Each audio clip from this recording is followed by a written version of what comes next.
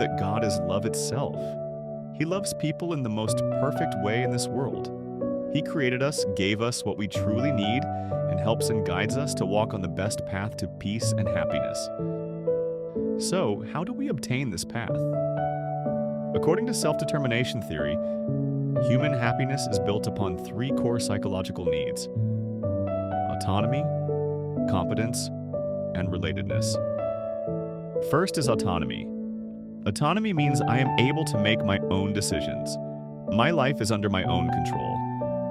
There is a strong positive correlation between autonomy and happiness, because voluntarily doing something you're interested in stimulates the brain to release dopamine.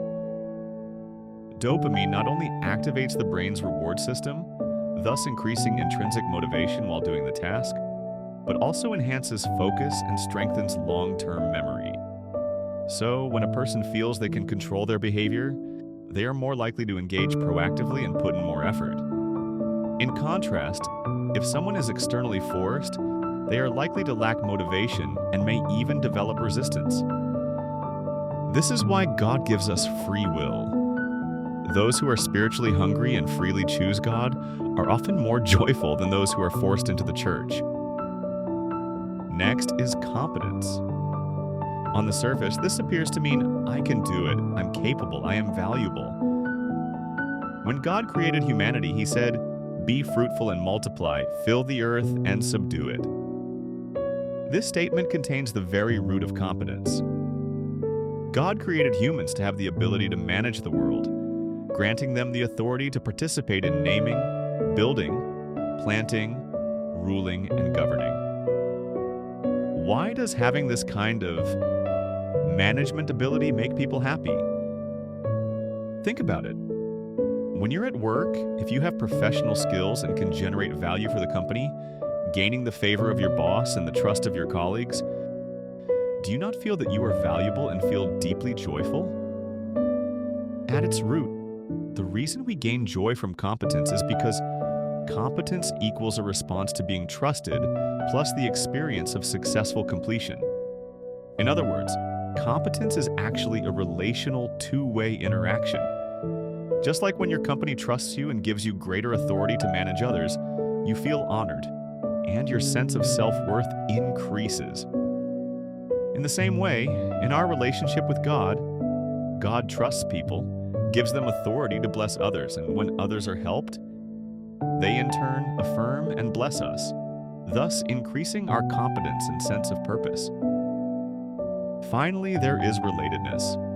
Whether you feel loved, accepted, and able to form stable relationships with others. When you build good relationships with God and with others, your body releases serotonin, dopamine, oxytocin, and endorphins, a variety of happiness hormones.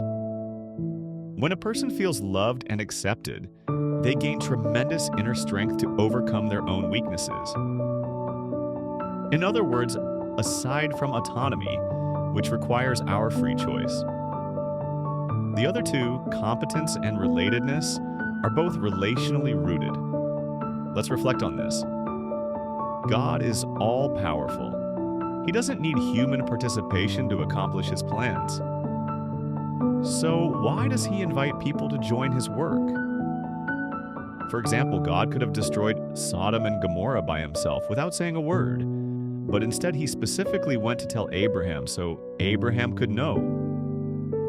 Why? Because God wanted to lead Abraham to understand more of His patience, mercy, and justice through wrestling with God's righteousness and interceding for Sodom.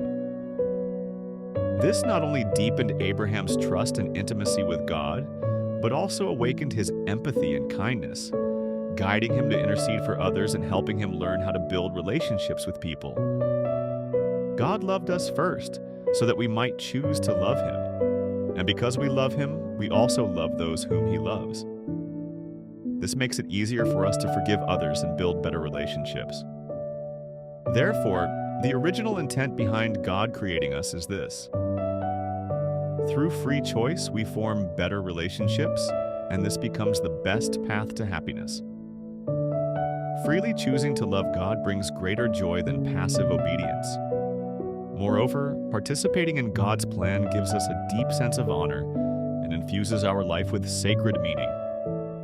When we build a close relationship with God, He entrusts us with authority to bless others, which increases our competence. And finally, establishing intimacy with God and with others increases our relatedness. So now, you may go back and read God's laws again. Do you see them as restrictions? Or do you now see them as the best path to peace and happiness? God bless you.